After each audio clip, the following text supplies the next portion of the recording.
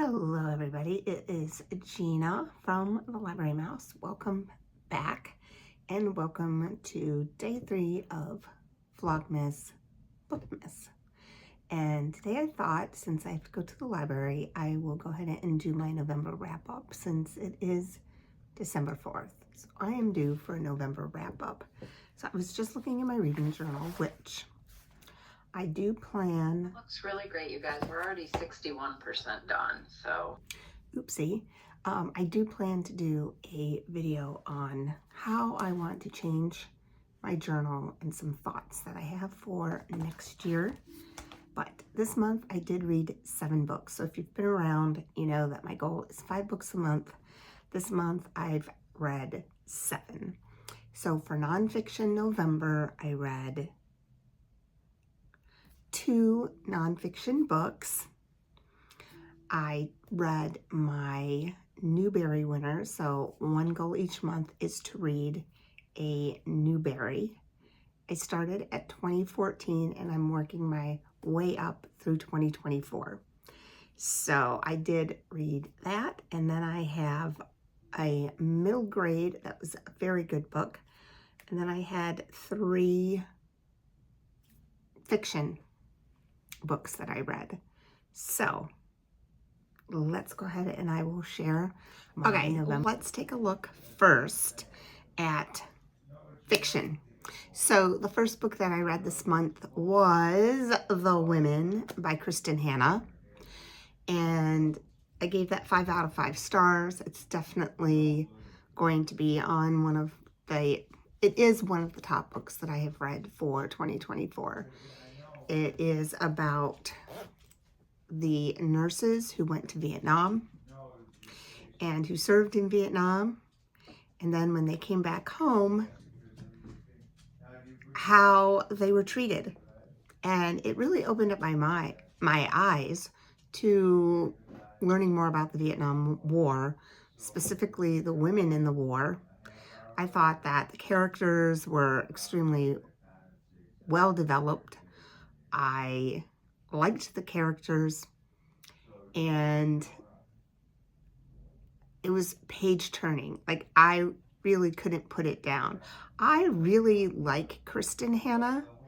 I don't go out of my way to read Kristen Hanna, but I do enjoy everything that I've read by her. This was one of the best. And I really had no idea that once the women nurses returned from Vietnam, they weren't welcome at the VA. They weren't welcome in support groups. It was only for the men who were fighting. But yet when you read the accounts of what happened over there and what the nurses saw, there should be no doubt that they should have been able to get every single solitary thing that was offered to the men. And so, yeah, it was just a great book. I know it got a lot of hype. To me, it definitely lived up to the hype. So if you haven't read it, you need to go read The Women. Short break, you have seen that I am in different clothes. It's because the the clips from the middle of my video have disappeared off my phone. And I was having a problem with iPhone storage, and I did not take a lot of photos, and I needed to get them off my phone. So I'm afraid I accidentally deleted these clips. So before I send the video out to YouTube Sphere, I figured, yeah, I need to replace this clip. So let me tell you, left off on The Women, some other fiction titles that I read this month. You've heard me talk about how much I enjoyed The Faculty Lounge. I gave this 4.5 out of 5 stars. It tells the story of a group of teachers who all teach in the same school and who all have a connection to this former teacher, an older man. He came back to substitute teach, and wound up passing away in the faculty lounge. And each chapter is about a different teacher and their connection to this man and their life as a teacher. It was very nostalgic for me, and it was spot on. It was spot on.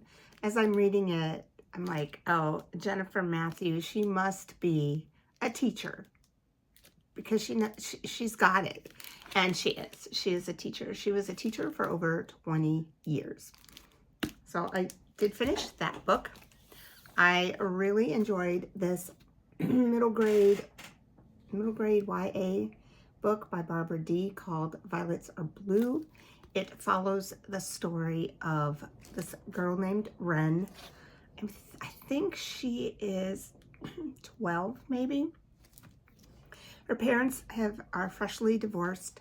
She kind of spends a lot of time at home by herself, and she gets an obsession with a makeup artist on YouTube whose name is Kat. And she studies the videos. I really like how that is. She studies the videos and she learns how to do special effects makeup. And it kind of is the hobby that makes her feel good in the midst of being alone, trying to figure out what is going on with her parents, and the fact that her mother has started to act very strange. Her mother hides herself away. She starts locking her door. She starts missing work. So it really talks about like the worry that is on the shoulders of this 12-year-old girl trying to just navigate a new school and a divorce and almost being the parent to the mother. It does talk about drug addiction. So if that is a trigger, something to know, I would not have read this book to my 4th grade class, but I definitely see a 7th or 8th grade class reading this book.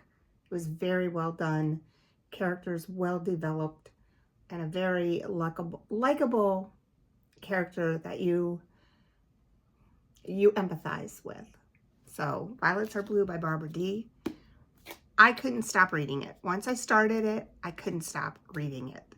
Just as an adult, I mean, you would like this book, I think. Anyway, the 2 nonfiction books that I read was Radical Remission. It's a very topic-specific book. It is about people who have put their cancer into remission despite being told this is pretty much it. This is the last resort. And it outlines 9 things that every single one of these people have done. And they took the 9 that after interviewing people who have put their cancer in radical remission, what things did they do that they did in common? So things, for example, they were all taking supplements. They talked a lot about their spirituality, things like that. It was very good. It was very hopeful. My husband read it. I read it. So if that pertains to you, you have cancer, you know someone's going through cancer, I definitely recommend the book. It is by a Dr. Kelly Turner. And finally, on my nonfiction November reads, we have The Small and the Mighty by Sharon McMahon. I absolutely adored this book. She has gone through history and found the small people, the people who are not well known, but who actually changed the trajectory of events in the United States. From women's rights, quite a few women's rights leaders, and they kind of actually even overlap with the civil rights movement and racism and equality. It's such a good book, such a good book. And I love how she intertwines the people in history that I had no idea they had connections with each other. I did a lot of outside reading while I was reading the book, Like, I had never heard of some of these people, and some people I had heard their names, but I wasn't quite sure where or when or why I knew them. Highly recommend. She is a wonderful writer, a very good teacher. If you have not seen her Instagram account, go check her out. It's at Sharon Says So. I've learned more about politics and drama and government and education by watching her than I have anybody else ever. So, Small and the Mighty by Sharon McMahon. All right, now back to our regularly scheduled video. So, the next book that I read in November was Frozen River by Ariel Lawhon, and I gave this 4.5 stars. I had been waiting and waiting and heard so much about it. It was very well written. I enjoyed it a lot. It's the story of Martha Ballard, who was a very well-known, although I did not know about her until I read this book, midwife in the 1700s who actually delivered 1,000 babies without losing one mother, which for that time period is amazing. But what happens is that there is a body found in the frozen river in the town where she lives, and she is summoned to view the body and declare what she thinks he died of, and she thinks he's been murdered. And so she needs to go to court, and she needs to testify. And really it is her life, what is going on, all of the players that could have possibly had a hand in this man's death. It's almost like a whodunit, only it's in the 1700s, and it involves what life was like for a midwife and what life was like for women in the 1700s. Very well written. Definitely recommend it, and it was worth the wait. Last but not least, on my books read for November, I have my Newbery. So this Newbery Award winner is from 2014, and it is the book The Crossover by Kwame Alexander. And it is the story of Josh Bell. He's 12 years old. He has a twin brother. They are phenomenal on the basketball court together.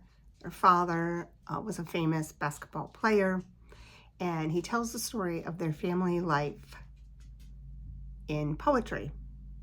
And the poetry, short, sweet, a lot of times the way he writes the poems actually goes along with the feeling on the court, like with the running and the dribbling and the shooting. And I think that it is the perfect book for reluctant readers, especially if they love sports more than they love reading.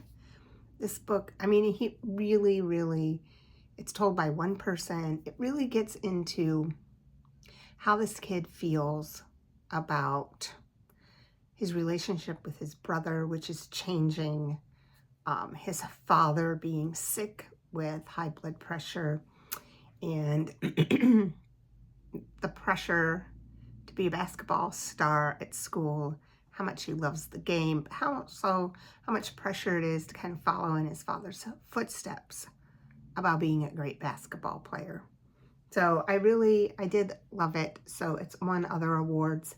It was the Coretta Scott King Honor Award, top 10 best fiction for young adults in 2015, quick picks for reluctant young adult readers, Publishers Weekly Best Book, a Kirkus Best Book, and a School Library Journal Best Book.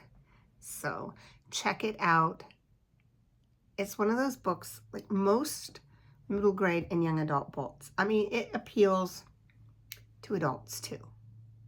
And I really, once again, it took me a couple chapters to really get into the book, but once I did, I loved it. So that is the crossover 2014's Newbery winner. I did have one DNF. There was one that I started that I had gotten from the library. I had high hopes for it. And I wound up starting it and I didn't love it. And I really wanted to. It was Housemates. This is a novel by Emma Copley Eisenberg.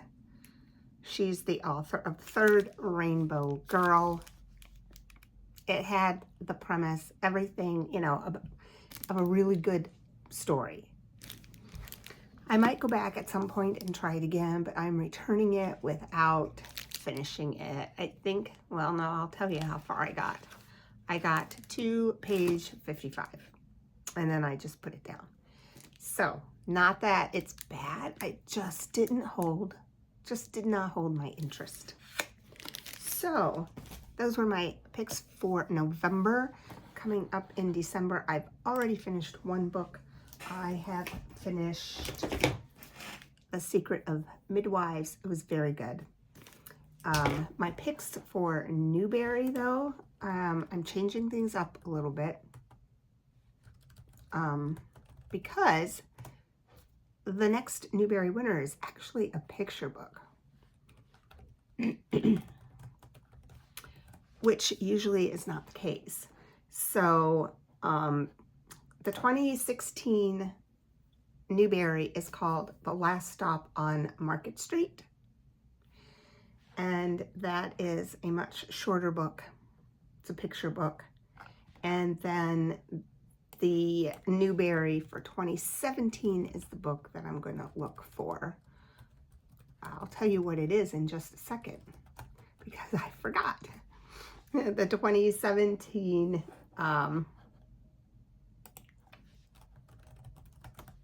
let's see what it is.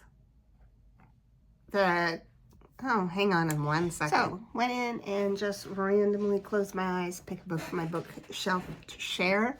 And today's is The Moonflower Vine. It is by Jetta Carlton.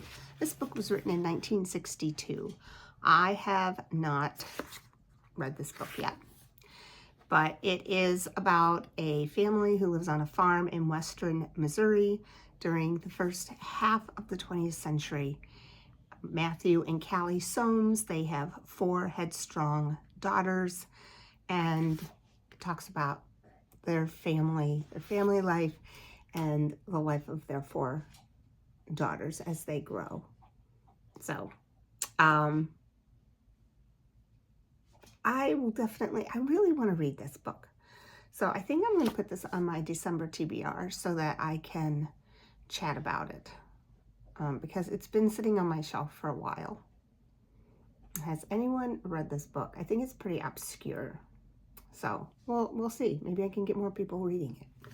On that note, see you on the next video. Happy reading.